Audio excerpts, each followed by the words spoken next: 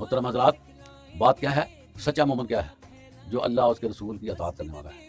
یہاں پر ہی ہمارے یہاں کٹ ہے کہ جب دین مکمل ہو گیا، الیوم اکملت لکم دینکم، آج تمہارے لیے دین مکمل کر دیا گیا ہے، تو اس میں اگر کوئی اور بات کو شامل کیا جائے گا تو وہ دین کا حصہ نہیں ہوگی۔ اور کامیابی کے لیے صرف یہی شرائط ہے، اطیع اللہ و اطیع الرسول، اللہ اور اس کے رسول کی اطاعت کرنا کامیابی ہے۔ اس کے بارے میں ہمیں زیادہ تردد کی ضرورت نہیں ہے، زیادہ ہمیں بڑھانے کی ضرورت نہیں ہے۔ جتنا دین ہمیں اللہ اور اس کے رسول نے دیا ہے اسی کو ماننا دین اسلام ہے، اسی پہ چلنا دین اسلام ہے، اسی کو فالو کرنا دین اسلام ہے، اسی کو سیکھنا دین اسلام ہے۔